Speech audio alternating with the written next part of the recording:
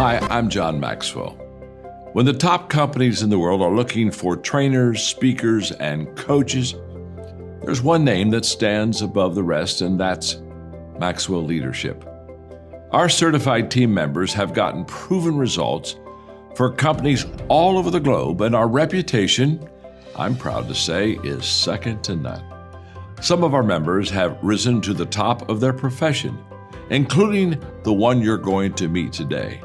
I proudly introduce you to my friend Bob Fabian Zinka. Welcome to the Leadership and Success Podcast with your host, Coach BZ, where we help you lead with purpose and succeed with impact. If you're ready to grow into the kind of leader others want to follow, this podcast is for you. If you're determined to elevate your success and leave a lasting legacy, this podcast is for you. As my mentor, Dr. John C. Maxwell reminds us, everything rises and falls on leadership. Our goal is simple: to inspire you, challenge you, and equip you with insights that can transform the trajectory of your leadership journey. Welcome aboard to another episode of the Leadership and Success Podcast with Coach BZ. Did you know that when we talk about manifestation and the law of attraction, it's not just about attracting relationships or finances or the lifestyle that we want, but it's also important to think about manifestation and how we can develop our inner leadership styles or our leadership skills overall. So when you get really good at the intention and then the effort that you are putting out there in what you are hoping to create for yourself, and then you're combining that with the act of deliberately creating opportunities, events, avenues for you to be able to turn that intention into reality, you are manifesting. And that is the philosophy of the law of attraction, that positive thoughts, positive intentions, positive energy are going to bring about positive outcomes. They're going to bring them right into your existence. DM me for more information on manifestation and how to manifest your inner leader.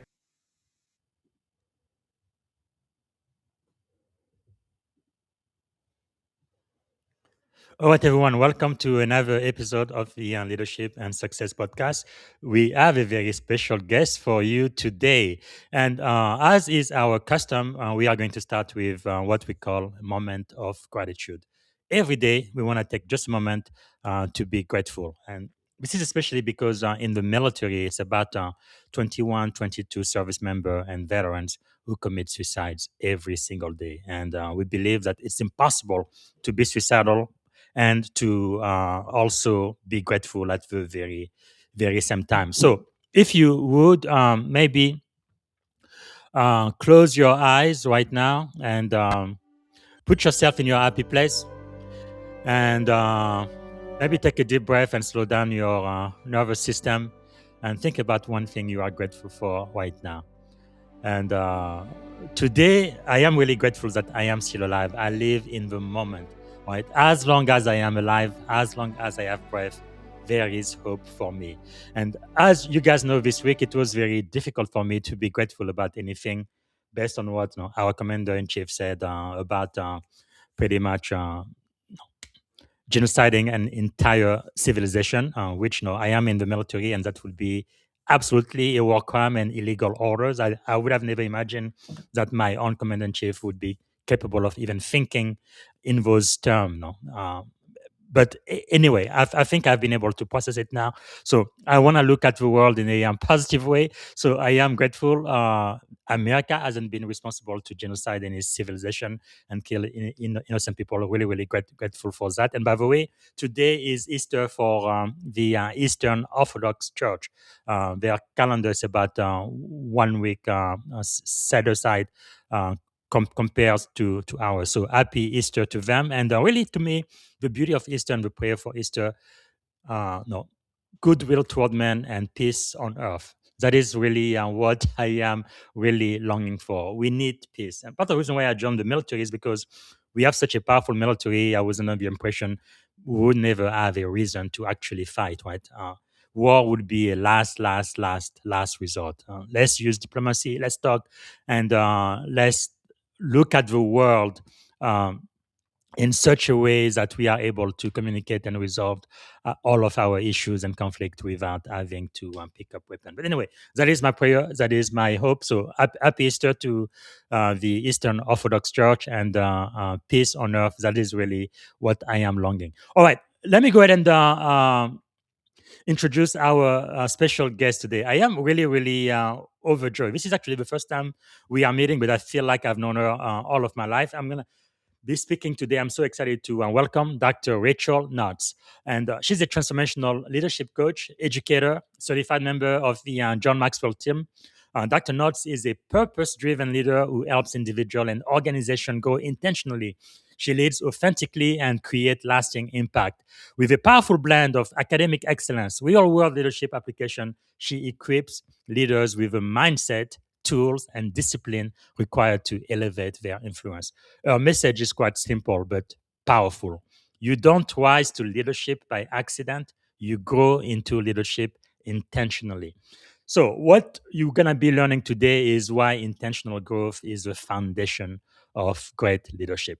Just by her saying that, I can hear the voice of our common mentor, Papa John. It is really exciting to me, and I am always quite impressed because I've talked to Maxwell leadership certified coaches from Brazil, from France, from Sweden, from Australia, of course from the US, and we've never met, but as soon as I talk to them, it's as if we are family, as if I've known them my entire life. We really truly have the same DNA. So that's why I am so very excited and pumped up today. So please help me welcome to the Leadership and Success Podcast, the one and only Dr. Rachael Knott. Oh, good afternoon, Dr. Knotts. How are you today? Oh, wonderful, Bob. Thank you so much. I'm excited to be here today. Absolutely. Maybe to get started, is there something you are grateful for today?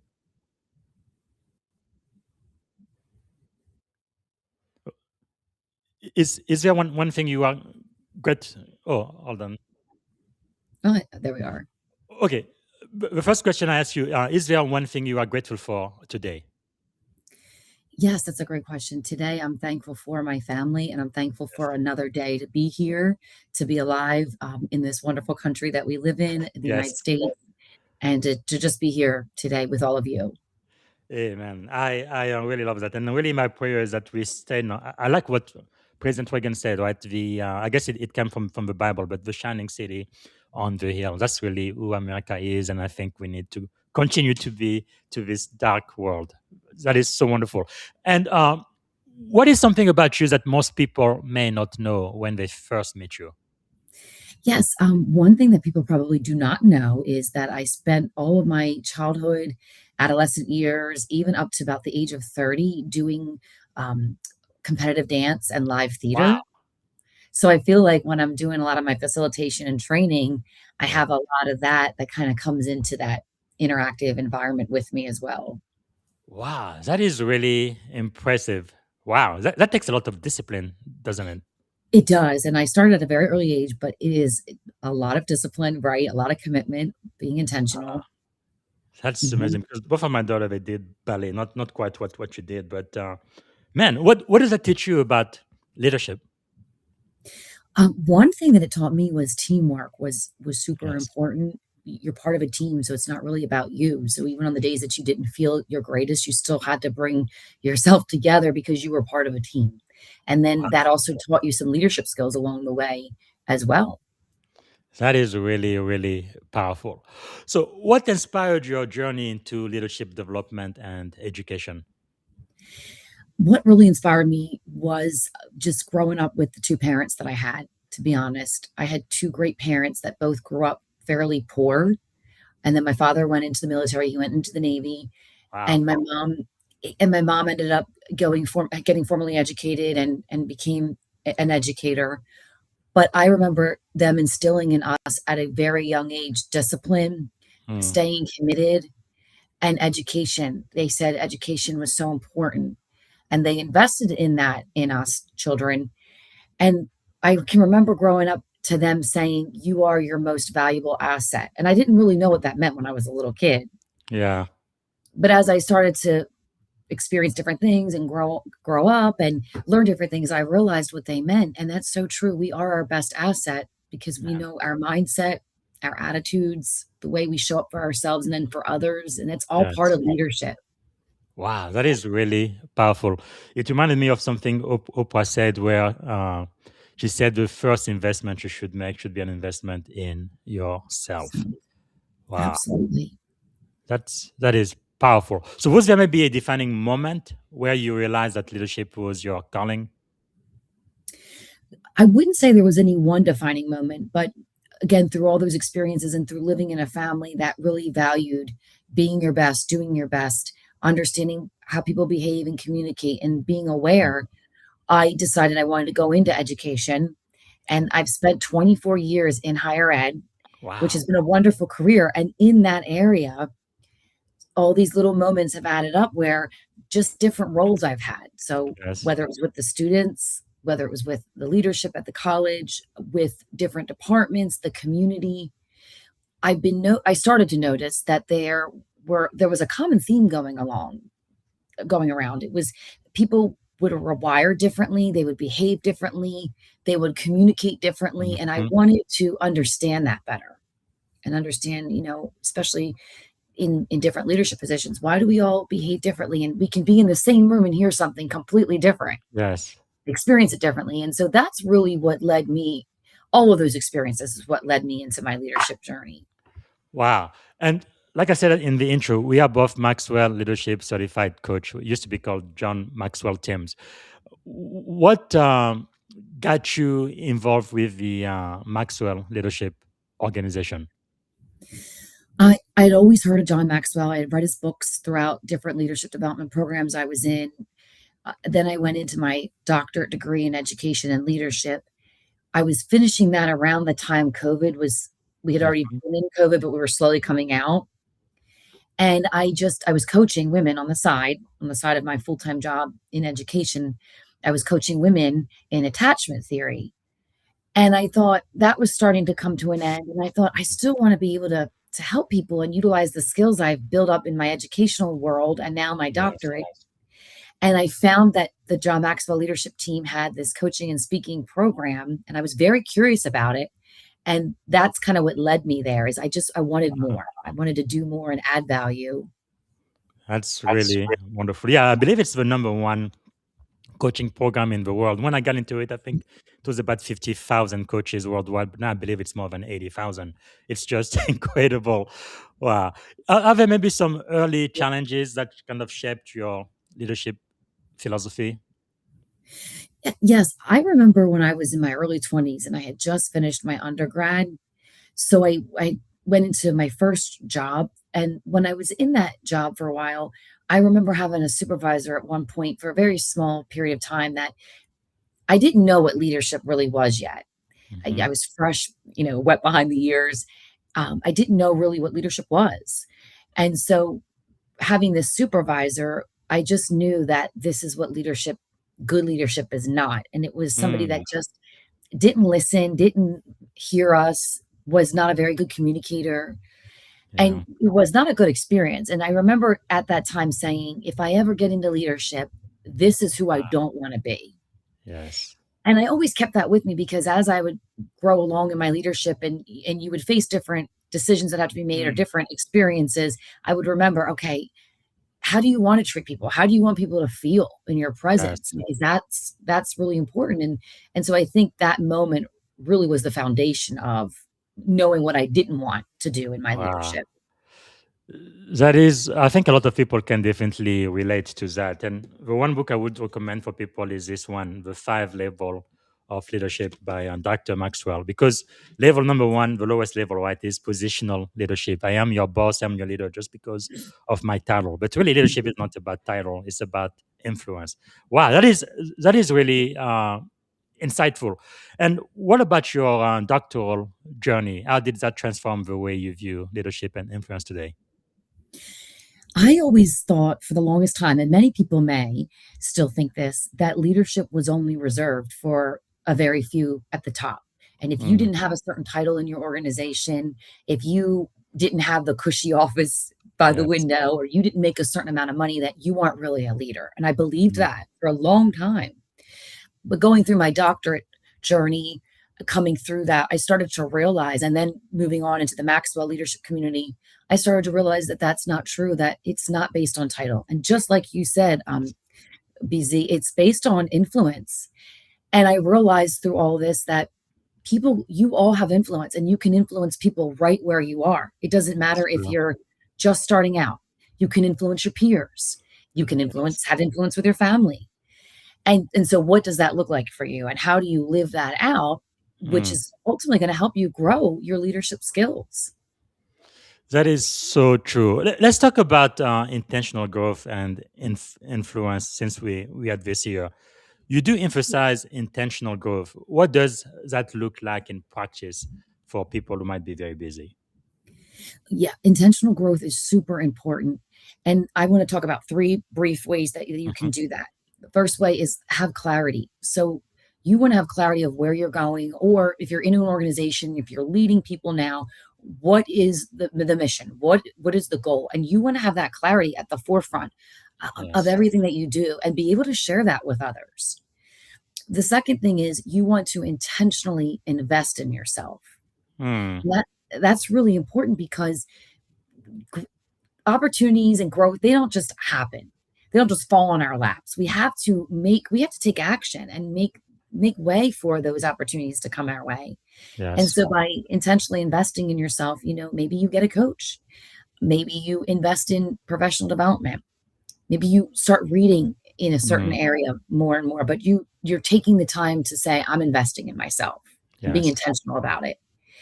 And then the third way is to stay consistent.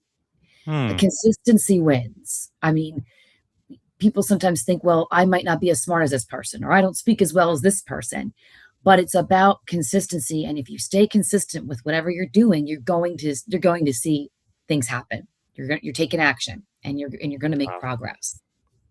Wow, that is really, really insightful. And what do you think separates leaders who grow consistently from those who kind of plateau? I believe that consistent leaders are always they're curious. They're always asking questions. They want to get back to their why, or to the organization's why and purpose, but they're not afraid to say, I don't know. I don't have the answer. Whereas maybe one that plateaus is maybe they think, well, I don't have the answers. I don't know. Or if I don't have the answers, then I'm not a leader. And Hmm. I tell emerging leaders all the time, stay curious, ask questions. That's a good leader because you're not expected to have all the answers. I mean, Yes. nobody is. And that's not why they put you into that leadership position or why you've been called into that. Hmm. And so I also live by the philosophy that if I don't know something, 100% know it, even if I'm like almost like 98% sure, but I'm just a little bit unsure or I have a little bit of doubt, I tell people, I don't know. I'm not quite sure. Let me get back to you with that. Because Hmm. I want to pride myself on my leadership on when I speak something, then it's truth. And then I know that it's truth. And there's no doubt behind Yes. it. Well, so you're talking about leading with humility. Some of the aspiring leaders they may say, "Well, I'm already dealing with imposter syndrome. I don't want to appear weak, and I don't really want people to know how vulnerable I might be." So, why would you still encourage them to actually admit that, yes, I don't know this, but I can find out? Which is obviously the right thing to do, but some people may not have the courage to do so. Do you mean like as the leader? Hmm. How do you do that? Yes. Uh, so, and I don't know, as a female, I also feel that I step into my feminine when I'm in situations like that. And Mhm. I want to encourage and support the person or the decision that has to be made. Yes. And I will just say, I want to be able to answer you. I know this is important. And because of that, I'm going to find the information out and I'm going to get back to you by Mm. tomorrow, and I make sure I follow up. I mean, that's important. And I don't think when I share with emerging leaders, I tell them I don't think that's a sign of passivity or weakness. It's showing Mhm. that you're a human. You're not, again, expected to know all the answers like this all the time. But that's a Yes. real leader is you're going to go out and you're going to find those answers so you can bring back the right information. Hmm. Powerful.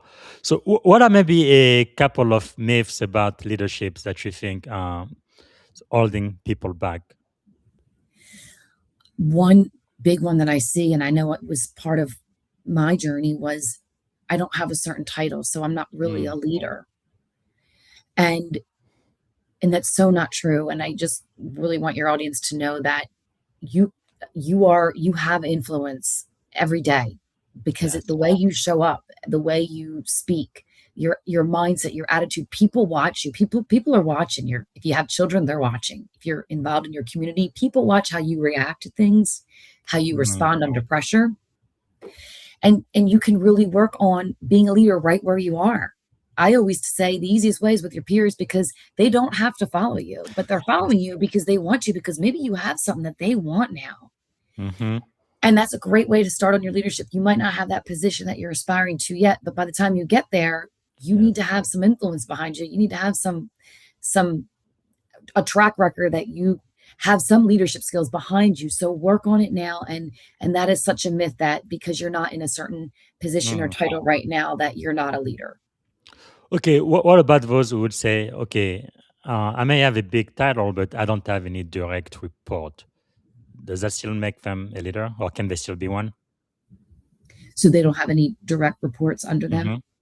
Yes, because they might be at the level of leadership where they're making decisions around processes and systems Yes. that are going to impact and affect the people beneath them, or the organization they're within. Mm. So it's not just about, I always believed that leadership is about developing our people, but it's also, if you're at a really high level where you're impacting systems and processes, I Yes. mean, that's a level of leadership, and it's critical. Wow. So, how would you define leadership then? What is one of your best definition of leadership? Well, I love our John Maxwell's definition that Mm. leadership is influence, nothing more, nothing less. And Yes. I also define leadership as serving others. Mm. I mean, it's not about us. It can't be about us. We have the skills that the Lord has given us to use, but Yes. it's really about how are we using them to help others, to help the people that we serve, the organizations, the clients, the community. Wow. That is, I think that really makes a big difference in my opinion between great leaders and those who maybe they may call themselves leaders, but to me they are like bosses, right? To me, like a boss is, it's all about me. I am in charge, and they're gonna remind you over and over again. I am up here, you are way down here. I say jump, you say how high. But you see that a lot at least I used to see that a lot in the military 20 years ago when I jumped. Some people like, I'm the alpha male, I am the big dog, and everybody does exactly what I say. But that's not really leading, or maybe it's gonna work temporarily, but long term, I don't think people are going to follow somebody like that. Whereas a leader is a role model, and like you say, the key word is serving. You serve the people who work under you. It's not about them serving you, but it's you actually serving them. That's a completely different way of looking at it, isn't it? It really is. And some people think that maybe it's passive or it's weak, a weak way Mm. of looking at it. But to me, I'm also a faith-based leader, Yes. values-based. And to me, my creator came to serve, and that's what I'm supposed to do. I'm to serve others, and it Yes. can't be about me. But before when I was young and young in my leadership, you tend to think that a lot. Hmm. But when you really understand that you are here, if you have been called to leadership, you are in a position to make change. You're in a position, though, that's going to impact the lives of many others. And you want Wow. to come with a way that you are going to serve and make life better for others and enable them to be able to step into their like self-actualization and be able to step into Wow. their best self. Hmm. Insightful. So, do you believe that anybody can develop into a leader? Some people listening to us now may say, I really don't see myself as a leader at all. Can I become one?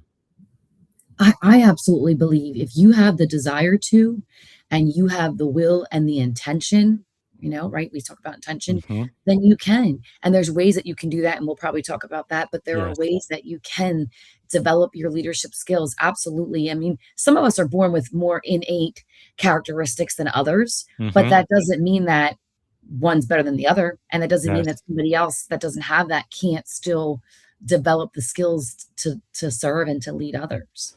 So true. I know in the Navy we say, no, everybody's born, right? People say, are leaders born, or no, are they developed? But the truth is, at least in my experience, at every level in the Navy, from enlisted to officers, leadership is definitely a current that is running throughout the service, and everybody is pretty much being I don't want to say push, but at least conditioned to To lead, right? Because I think that's one big difference between our military and many other militaries out there.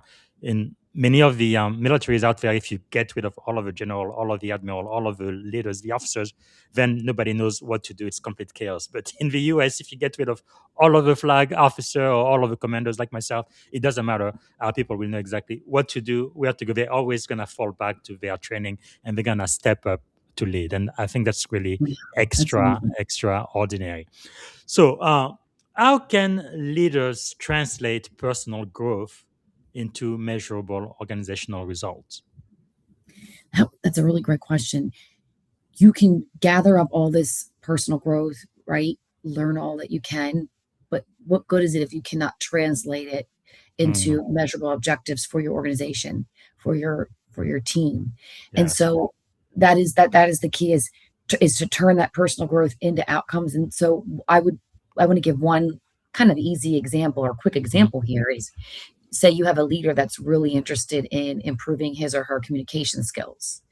Maybe they've received feedback that they don't have a lot of clarity and the team's falling apart. So maybe they end up joining Toastmasters and they've been working on their Mhm. communication skills, and maybe they hired a coach or a speech coach. But that's great, and they're noticing a difference there. But now, how do you translate that into the work into the organization? And maybe it looks like, okay, we're going to have weekly or bi-weekly meetings with the team where Mm, I'm going to share where we've come the last week. I'm going to be transparent with my team.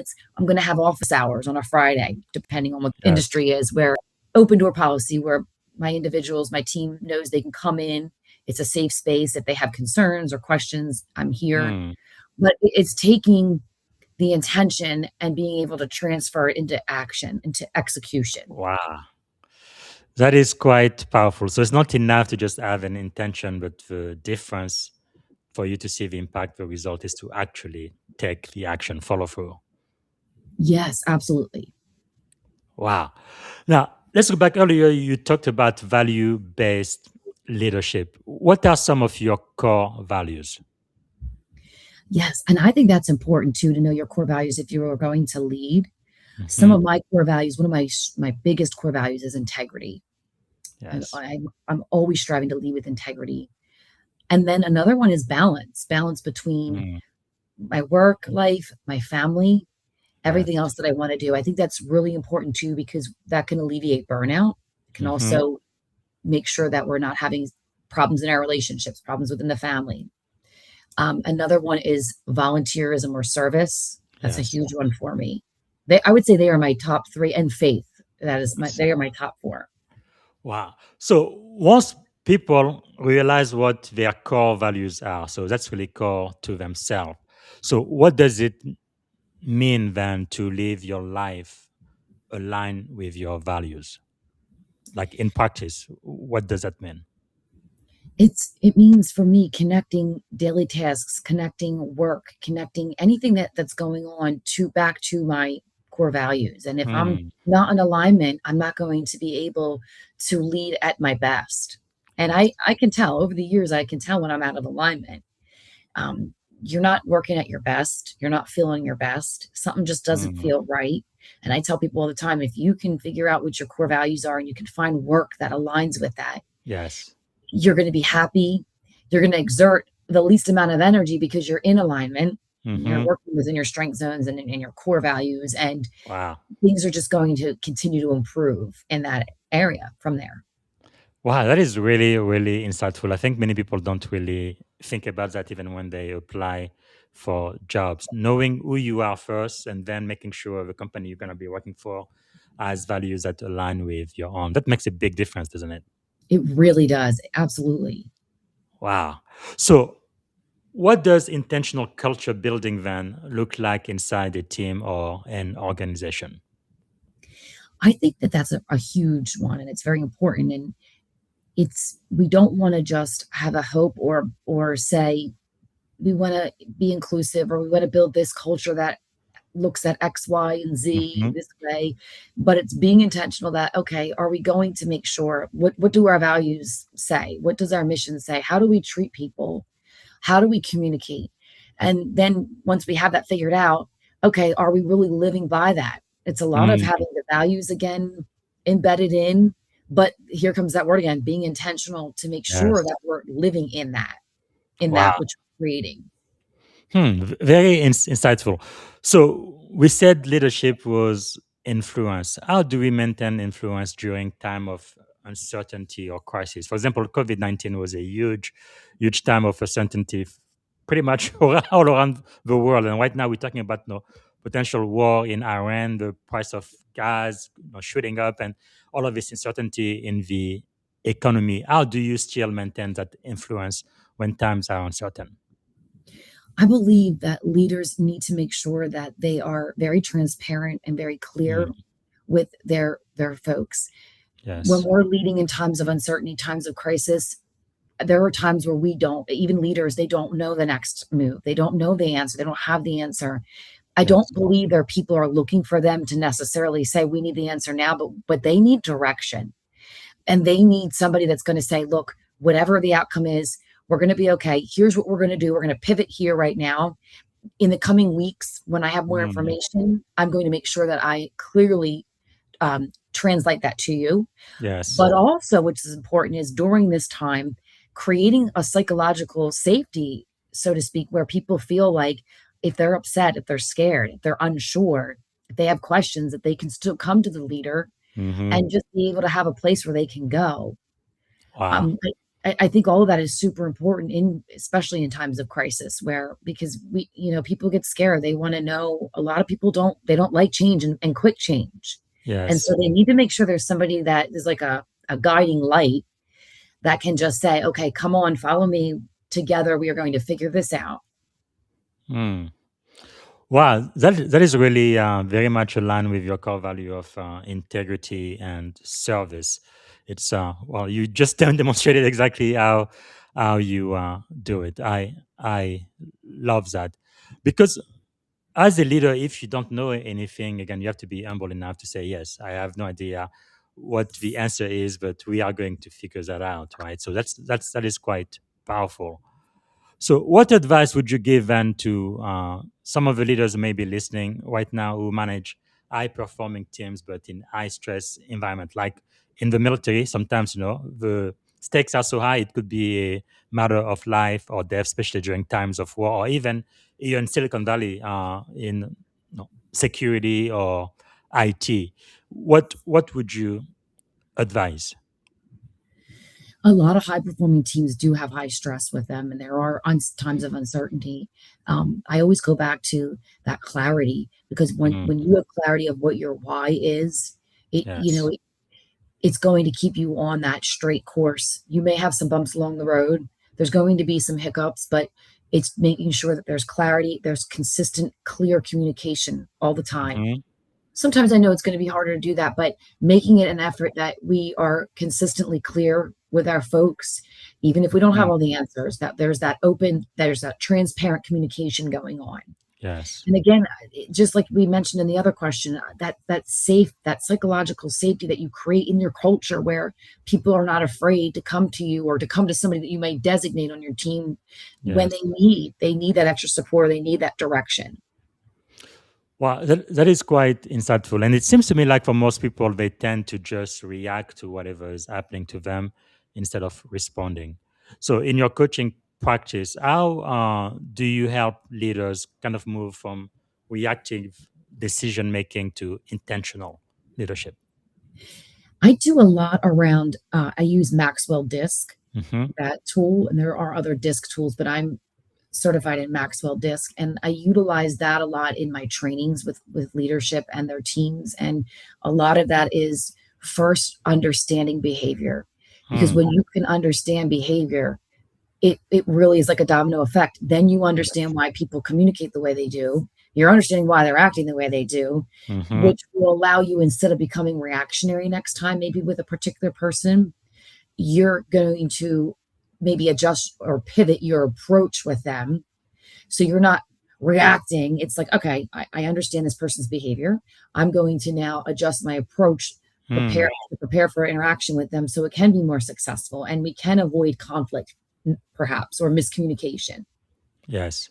So I think a Wow. lot of that is really understanding behavior, because really that we're all wired very differently. And it's not Yes. this person's mean and this person doesn't like me. And we think that Mm-hmm. sometimes, or this person's difficult. But if we don't understand their behavior and why they're behaving the way they are, you can Yes. see why there's that friction. Wow, that is really good because we've discussed pretty much on 4 personality types. So basically, what you're saying is, as a leader, first you need to know yourself, but then also know the personality type of the members of your team, so you can know the strengths Yes. and weaknesses and see how you can work together in more alignment, right? Oh, yes, absolutely. And That's really important. wow. So why is self leadership the foundation of all leadership? I think it's quite simple, because I look at it like, if you don't know who you are and you don't know what you stand for and you don't know why you want to lead, how can you expect anybody else to want to follow you? True. Right. So we have to start with ourselves first. And when we can lead ourselves well, and we know our why and we know our values, we're going to be able to expand that now to others, where they're going to want to follow us and get on board, Mm. and we'll be able to lead much more successfully. Wow. Since we're talking about intentional growth, what maybe daily habits or discipline have kind of had the greatest impact on your own personal growth? Um, so I'm a person of faith, and every morning I will wake up and I have my coffee and I say my prayers. And from there, I then go into a little bit of meditation and some positive affirmation work. And I will do this every single day, whether I have an Mm. hour of time before I head into work, or if I'm running behind and I only have 15 minutes. I start every single day like that. And what I'm doing is I'm setting the intention for my day. Wow. And I've noticed, for me, if I miss it, because I really don't, but if for some reason I missed it, the whole day seems scattered. I just seem frazzled. I'm not centered. Hmm. And that's a really good form of discipline, because it's actually something I look forward to every single morning, but it really sets the Yes. tone for the entire day. Wow. That is powerful. And are there maybe any belief that you've had to unlearn in order to become the leader you are today? Yes, one of them was imposter syndrome. But I know that a lot of high achievers, a lot of leaders go through that at some point. And Yes. I went through that. And I think it was because, when I really sat down and I thought about it, I think a lot of it was because I was hanging my hat on the fact that my identity was wrapped up in what I do. Hmm. What's my title? What's my profession? What do I do? But Yes. that's not who I am. That's a part of who I am. Hmm.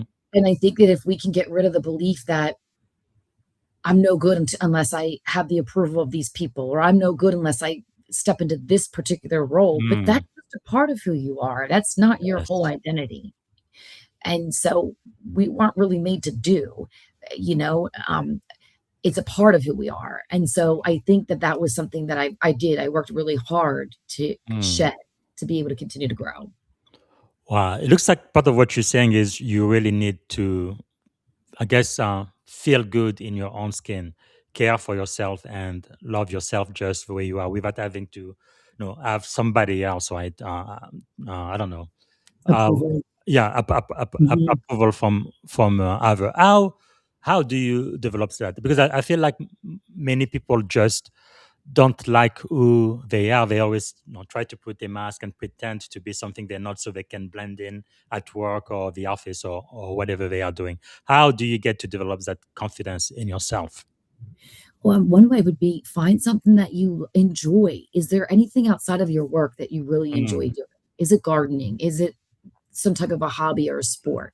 Yes. And really getting involved in that, because that's also part of you. It's not just our work. And here, I know here in the United States, we really emphasize, go to school, get your degree, go to trade school, get your Hmm. certification, and you work.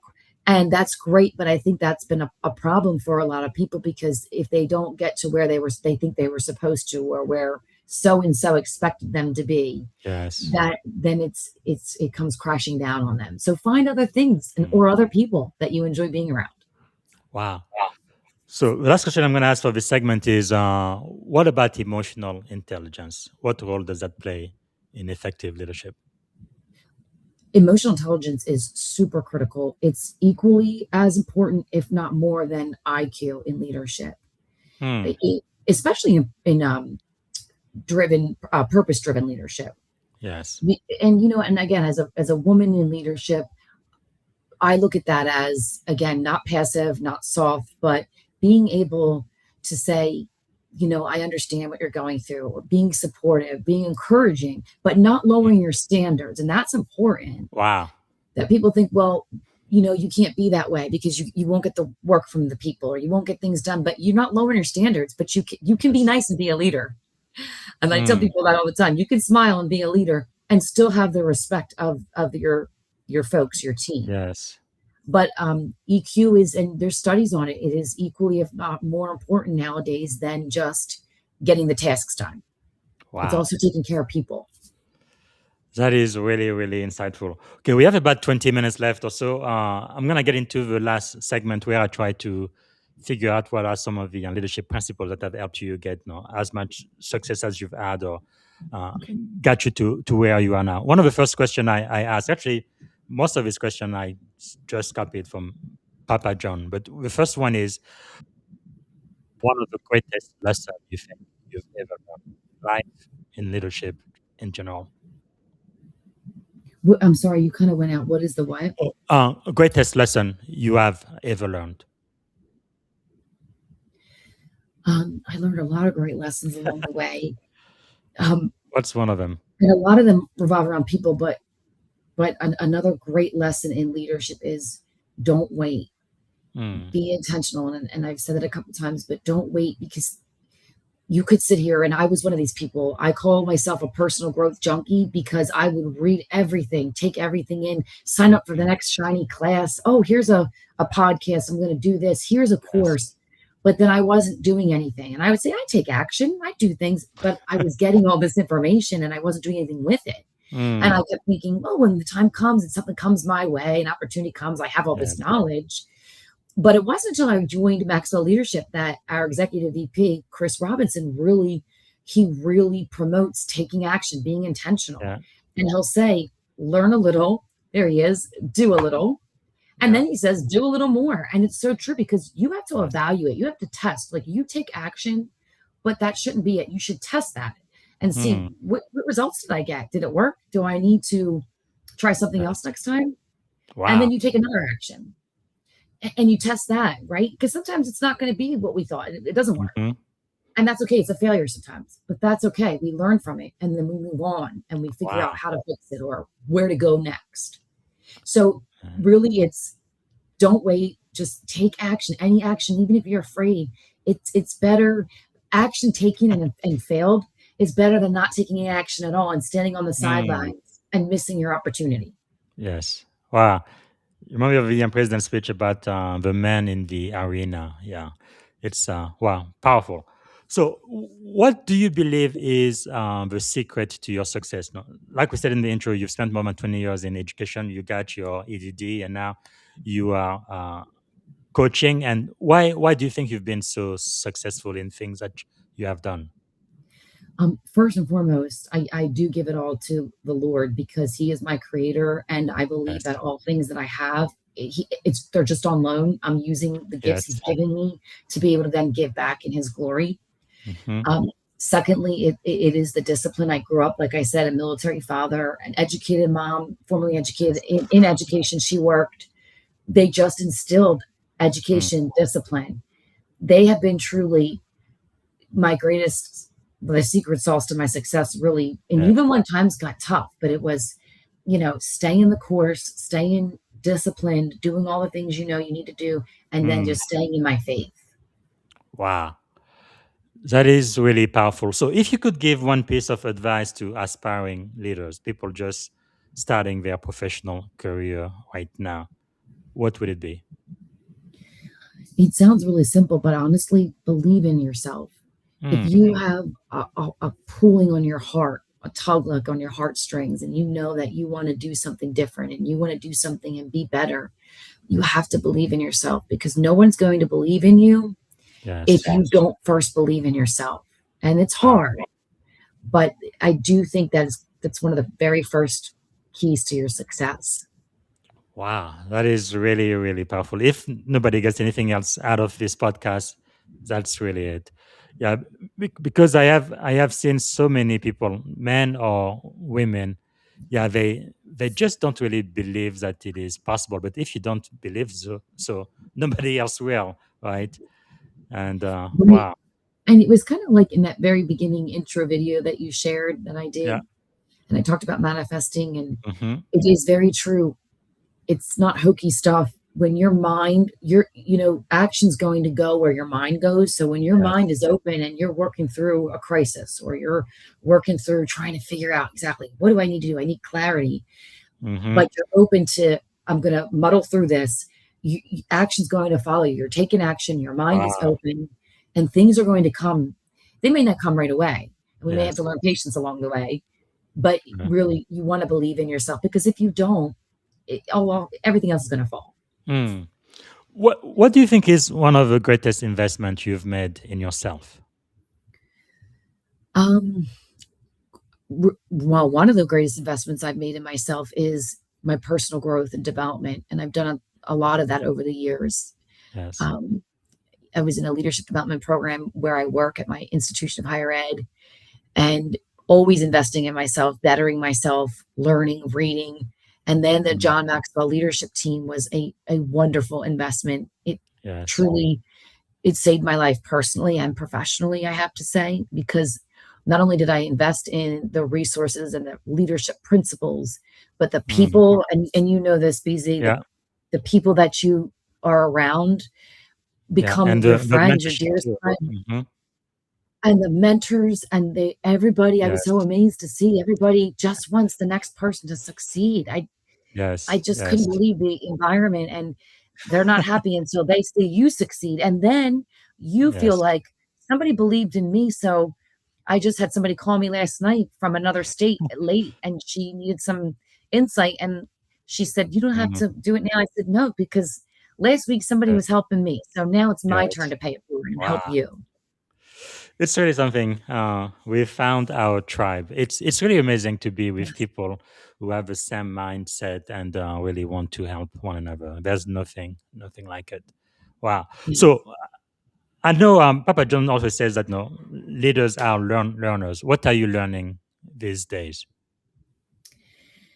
Yeah, I'm learning to trust myself more, to trust the processes that I'm working through, to trust my journey, to trust, this Mm, is a big one for me, to trust my decision making. yes. You know, I help others. I want them to believe in themselves and trust themselves, and then I need to do the same for me. And so that's what I'm leaning into right now in this season of my Yes. life. Wow. Powerful. And what about failure? Because we did talk a lot about success, and most people that's really what they focus on. But how has failure shaped your life? I'm going to be honest, and failure has been one of the biggest contributors to shaping my life. And I'll be honest, I'm Mm, a human. It hasn't, it's never nice when you're going through it, ever. But you learn so much about yourself when you come through a challenging time. And I've heard yes. somebody say, you're either getting ready to go into something, you're in it, or you're coming out of it. Mm-hmm. So it's inevitable. But with failure, like I mentioned earlier, that's your ability to be able to test whatever it is that you're doing. Like, was this Mm-hmm. just a grandiose idea I had? Well, no, let's test it. Let's evaluate it. Let's see what happened. Yes. Can it work? Can we do it a different way? But Mm, through it all, and John Maxwell has some great books on this. Through it all, he says something like, success is not forever, but failure isn't final. yes. And it's so true. But it's not, you don't feel that when you're going through it, but when you come out, oh my gosh, you just have discovered some beautiful parts of yourself that you really didn't know even existed.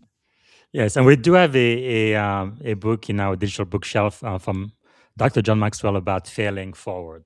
It talks a lot about that too. Yes. Yes, that's an excellent book. And then he has a Uh, new one that just is about to come out. yes. Wow, Mhm. that is powerful. So let me ask you this then. What is one of the greatest fear you've had to overcome, if you're willing to share? Uh, the fear of failure. I mean, that was a big one I had to overcome. The fear that because I've been in higher ed for 20 some years and I'm Mm, still there and it's been a wonderful career. But in addition to that, I've stepped out and created my LLC of leadership training, facilitating, speaking, and coaching. mhm, What if it doesn't work?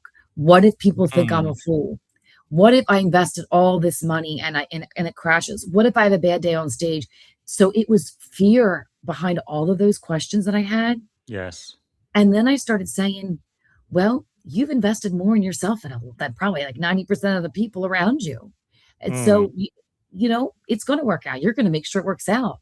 And yes. everybody has a bad day on stage. We all do, but we're learning. And again, we're testing it. And it doesn't matter what other people think. If this is what your dream is, sometimes it Mm, means you have to take a risk. You have to jump out. But if you have the right support, the right accountability, the right people around you, you won't be yes. doing it alone.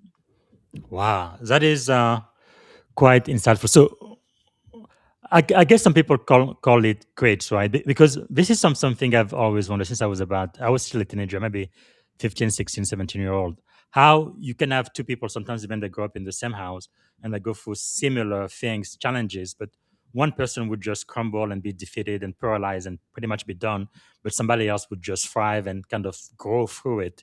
And it's like, what's the difference, you think? I think it's because we're wired differently. It's the same when I talk Mhm. about when I do communications workshops with people. You Yeah. have four people in the same room on the same project. They got the same set Hmm. of instructions, but they all heard something different. They all responded differently. And you Yes. hear that about families, and they'll say it's birth order or it's gender based, but we're all wired. We are all individuals. We're all wired differently genetically. Hmm. And then based on the different role models that we may have had, the attachments that we had with our earliest caregivers, that all impacts Yes. who we become. And then our experiences over time also are going to contribute to that. Hmm. So true. So, if you could have dinner with three people, they could be alive, dead, or even fictitious characters, who would you choose and why? Well, the first one would be Jesus, because he is my savior, and Yeah. everything I have and everything that I am, I give it back to him. And it is because of him. I Amen. would love to sit down with him. The second person I would say would be my mentor, John Maxwell. I Hmm. absolutely love him, and I've had the honor of being in the room with him several times. But to really sit one on one with him would be a Yes. dream. And then the third one I would say is Craig Groeschel, and he's a Hmm. pastor and a leadership. Life Um, church. Yeah. yes, and I love the message that he gives. I love the story about his family, his wife, and him, and the way they raise their Yes. family, the way they minister. And I find that I really connect to what he says Mm. spiritually and in leadership. So they would be Yes. the three that I would choose. Yes. I believe he also has a leadership podcast. It's excellent. Same with what's his name from Atlanta, Charles Stanley's son, Andy, and Andy Stanley has a leadership podcast. Yes, So yes. I love listening to them. Wow, powerful. And then of course my own pastor although I don't live in Alabama anymore, but Chris Arges. That's I was at his church when I first met Papa John back in 2007. He has a leadership podcast also. Uh, Oh, wonderful. pretty awesome. So we do love to talk about books here. We read a lot of books. So you mentioned Dr. Maxwell's new book, which is How to Get a Return on Failure. Why should people get it? Because I think a lot of people are afraid of failure, and I think that holds them back. And this Yes, book is going to really show them how you can get a return on failure and why it's important if you want to be successful. yes. Mhm. Wow. Because most people talk about return on investment. I went to MBA school, and that's all people focus about. But you can actually have a return on failure. It's a different way of looking at it, isn't it? Approaching it, yes. Yeah. Wow. Amazing. Is there another book you would recommend to my audience? I do love, there's a few, but I really loved John Maxwell's 15 Laws of Invaluable Growth. Yes. And I would say anybody who's starting off on their leadership journey or they just have this curiosity, they're not sure yet, that to get that. Yes. It's an easy read I and love with it. powerful lessons in there. Yeah, I know it's probably on my shelf there. But yes, 15 Laws of Invaluable Growth. That's already on the digital bookshelf, by the way, for those who follow the podcast. Very, very powerful. Okay, so let me ask you this. If you had one and only one day to live, what would you have liked your final contribution to be? I would love to leave a legacy behind where people, family, community, clients, colleagues would say, Rachel did her best every day to pour into Mm, people, to add value and significance to them. It was never about yes. title, it was never about money. It Hmm. was just about making people better, leaving a place better than when I got there. And Oh, that's really what I want to be known for. I want to continue the legs of John Maxwell's legacy. And yes. that's what we stand for is being people of significance, adding value. And I really want all leaders to strive for that. Wow, that's really powerful. Focusing on relationship and building, developing other leaders. Wow, Yes. man, that is huge. Is there maybe like a song or a book or a movie that you think might be your life's theme or anthem? There is a song, and it's a Christian song, and I don't know if I have the title right. Um, Who it's sings it? really, I think his name is Josh Wilson, maybe Josh, but it's Dream Small. So it caught my Okay. attention when I first heard it because I thought Dream Small, but it's about living in the moment, enjoying those Yeah. moments, picking up your child, Mm-hmm. telling your family, your spouse you love them, just Yes. living in the moment. It's not really at the end of the day, it's not about stuff. It's not about we all want to strive and we work hard, but sometimes we just Mm. dream small and we live in the moment. Yes, that's Josh Wilson. Dream Okay, small. I was right. Says dream small. Don't buy the lie. You've got to do it all. Just let Jesus use you where you are, one day at a time. What a powerful message! Wow, I like that. Mhm. Thank you for sharing. And if you had, let's say, a magic wand and you could solve any problem in the world, what is the one problem you'd like to solve first thing tomorrow morning?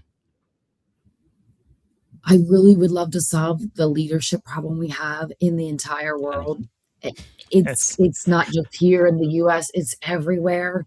It Mm, starts with good leadership because with good leadership comes good communication, comes yes. less conflict, more Mm, understanding, less misunderstanding, better yes. productivity. People not being afraid to step up, people living their best lives. And Yes. that's what I would hope for. I think it would bring peace.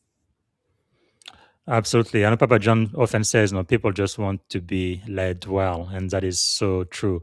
What do you think about us living in the age of artificial intelligence? And how crucial is leadership in such a time as this? Yes. So I believe that the times that we're in right now with AI, it's changing literally faster than the speed of light. Yes. And we have to know as leaders that it's going to change even faster and faster. In the next few months, it's going to be even more developed. And so we need to make sure that we are planning for it, preparing for it, Hmm. however that looks, whatever your industry is, but we can't ignore it. We can't hide from it because it's here. It's getting more Yes. and more complex. And so we need to be willing, we need to, as the leaders, we have to adapt, we have to shift. Sometimes Yes. we don't like that, but we have to, and we're going to have to shift with that. Mm, powerful. And this is the cover, Don't Look Back, Josh Wilson, and the song is Dream Small. I love Uh, that. Yeah, and what I love to do is because I've been I don't you may not know, but I've been playing the piano since I was about 7 years old, and I believe music is really powerful. Even people would remember what was the soundtrack, when they met their loved one or their husband, wife, Mhm. or when 9/11 happened, or when they found out about COVID. There is always music playing in the background, and once you hear a song, it kind of takes you back there, and I feel like it's just so powerful. And sometimes you may be sad, you listen to some music and it makes you happy. You want to dance and joy. So it's really really powerful, and it's also a way to bring us together, I think. So what I will do probably tomorrow, I will find that song and play the video, and then I'm going to tag you. One way to entice people to listen to this entire podcast, so they Oh, can that's wonderful. find I out love that. why you like that song and why they may too. So we are almost out of time. If you had the ear of every aspirational leaders right now across America, and they want to grow intentionally, they want to develop into a better leader in 60 seconds or less, what would you tell them to do first thing tomorrow? First thing tomorrow is take out a notebook and start writing down, why do you want to grow into your leadership? Mm, What's your why at the top? And then yes. maybe 3 steps. How are you going to start working on that? Are you going to hire a coach? Mm, Are you going to invest in certain programming or training? Are you going to read? yes. But I think it starts with understanding your why. You have to start somewhere and get clarity there. Powerful, powerful, powerful. All right. So we are running out of time very quickly. And now we want to know, Dr. Rachael Knowles, thank you so much for your time and pouring into us today. How can Yes, we thank add you. value back to you? As you can see, there is my LinkedIn page. If anybody is on here or viewing this later, please feel free to connect with me on there. I'm active on there. I would love to see what you're doing, answer any questions you might have. So that would be really, really wonderful. What if somebody wanted to hire you as a coach? How do they go about doing that? They could send me a message on there. I do believe I have my website on there somewhere when you search on my Mhm. LinkedIn, or you could just simply send me a message, and I do have a scheduling link. We could talk for about 10, 15 minutes, just see what it is that you're looking for, see if it would be a good fit for your team. I do like to work with teams, and I do work with individuals as well. But if you have a team and you just need some direction, I would be more than happy to talk with you and see how we could work together. Okay. Another question is when are you going to publish your next best selling book? My first one, well, a couple people have asked me, so I think I need to start working on that Please, please do, please do. And like I said, Megan, whenever you do, I want you back here. We're gonna be talking about it about because the book. I really love books. I think that's why Dr. Maxwell has such a rich legacy. All of the books he's written, because even long after he's gone, you can go back to this book, you can Yes. read it over and over again, and still get inspired and still be mentored by one. I think of the best coaches that's ever lived. I'm just Oh, biased. I absolutely agree with It that is 100%. just so powerful. Like no, one of my mentor, I think his picture should be here somewhere. Or I thought it was okay. Yeah, up there, Colin Powell. He's no longer with us, but he's written But 2 his books, and I books, always go back there, and it's as if he was still alive you right by still my have his side. words. Yes. Exactly, and that is so powerful. Okay, we are pretty much at the end of the show. Before uh, let you go, is there a question I should have asked you that I didn't get to ask you, Dr. Nuts? Anything else you wanted to No, I bring up? think you hit everything wonderfully, Yes. and there's nothing else I would have added. All right. Before we end, then the most important question I'm going to ask you is: if you could go back and give a piece of advice to your 17-year-old self, right, standing at the edge of this incredible career you've had in education, earning an EDD, and everything you are doing with coaching and leadership today, what would you say to 17-year-old Rachel? Hmm. I think I would have said, slow down. You don't have to have everything figured out right away. I'm very C Mm, wired on the disc, so I need to know I'm analytical, I'm yes. structured, and sometimes that gets in my way. So I think I would have told myself, just trust the process, Mm, enjoy every experience you have, yes. and trust that each one leads to the next journey. Powerful. Now we are technically out of time. Can we get 2 minutes to do like a lightning round, rapid fire? I ask you a question and you answer really quickly. Sure. Okay, I'll do my best. let's be so. Don't take too long to think. First thing that comes to your mind. One word that defines great leadership. Service to others. Very good. Service. Okay, morning routine or practice that keeps you grounded. Morning prayer. Good. Book or quote that changed your life. Um, there's so many. One. I would think that a great something, and I'm going to butcher it, but something around great leadership starts with your self-awareness first, starts with Yes. yourself. Yes. Powerful. Okay. Who inspire you most today? Today, I would say it's John Maxwell. Yes. Okay, what is a leadership habit you refuse to compromise on? You will do no matter what. I refuse to compromise on continuously learning. Wow, powerful. And what is a question every leader should ask themselves frequently? How am I adding value to others? What is it that I can do today to make somebody else's life better? That's really powerful. And Papa John teaches us, right? I have great values. We talked about core values earlier. Then I value people, and then I want to add value to them. That is Yes. so powerful. All right. What did you want to be when you were a kid? I wanted to be at one point an eye doctor. Huh. Mhm. Well, you're an education doctor, so Yeah, that's I'm a pretty doctor. cool. That's fantastic. Three adjective describing you as a child. 3 activities? No, adjectives describing Oh, you as a child. happy, Hmm. um, Two more. fun Okay. loving, and active. What about as an adult? I would say happy, disciplined, driven. All right. So I like to end on a positive note. What is something you are feeling optimistic about these days? Well, I hit my mid 40s and I'm feeling optimistic about the next chapter, the next part of my life, because I don't know really what's in store, but I'm doing the best I can and being as intentional as I can. And I'm just excited for what's in store. Awesome. Well, I guess I hit my mid 40s too, but I think 40s is the new 20s, right? But Yeah, congratulations. it's the new 20s. So this is the very last question I'm going to ask, and that's going to end our show today. What is one word that represents our shared experience on this podcast today? Inspiring. Good. Thank you so much. I always feel so grateful. Thank you for taking the time to speak to my audience today and adding so much value. Dr. Rachael, Thank we really you for appreciate the it. opportunity. I Thank truly you. appreciate it. All right. Bye. Bye bye. All right, everybody. This is one for the book. Thank you so much for watching. That was Dr. Rachael Knott. So make sure to follow her on LinkedIn.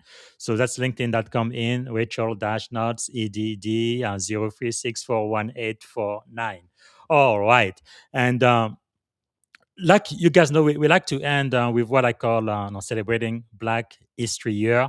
We started this in February for Black History Month, and we found out pretty quickly 28 days is just not long enough. So every single day we try to celebrate Black history. And for today, I tend to write two separate LinkedIn posts every single day about Black history. One of them is about the date, what happened on this day, and the other one is just if fact, like if first in history. And again, Black history, I believe, is truly American history. So one of the facts for today is let me find that. Oh, here we go. The very first African American U.S. Marshal. You would not believe this, but the first African American U.S. Marshal was actually Frederick Douglass. Isn't that amazing? The legendary Frederick Douglass in 1877, one of the most powerful voices for freedom, of course, in American history, was appointed United States Marshal for the District of Columbia by Rutherford B. Hayes. I didn't even know that. So that is pretty amazing. Our very first African American U.S. Marshal. And now for the second track, so it's about what happened today, and today is April the 12th. So this is where Martin Luther King was arrested in Birmingham. I'm going to play a very short clip about that during the civil rights movement. And later today, in actually about 4 hours, I'm going to be speaking live again on LinkedIn and also on YouTube with Daniel Young. He's going to be my industry guest expert for my class. I teach CSE MB 624, Network Security and AI at California Science and Technology University. And Daniel Young is going to be talking about honor mode for future leadership, how to stay human in an agentic AI world. So this is going to be not like a regular podcast like this one, but it's about 20 to 30 minutes. It's an expert who comes almost like a TEDx talk, and it's a presentation I'm going to be replaying to my students this upcoming Tuesday when I meet them. So I hope you can be here and watch live. So let me play the 2-minute clip about Martin Luther King Jr. being arrested on April the 12th. Segregation now, segregation tomorrow, and segregation forever. African Americans in Alabama have had enough. In spring 1963, in the state's largest city, Birmingham, they stage nonviolent demonstrations. Wallace responds. Protests are banned. Those arrested forced to pay high bail. Then, America's most prominent civil rights leader comes to Birmingham.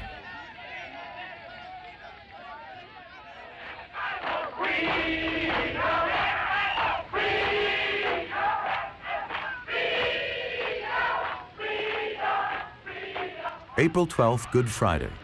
Martin Luther King Jr. and Ralph Abernathy lead a march from the 16th Street Baptist Church.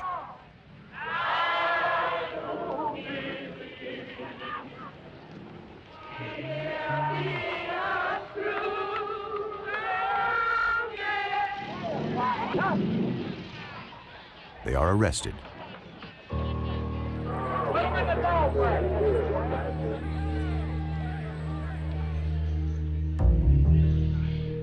It is here that King pens his now celebrated letter from Birmingham jail, defending the resistance of African Americans. In solitary confinement, he writes, "Injustice anywhere is a threat to justice everywhere." The letter becomes a touchstone for the civil rights movement.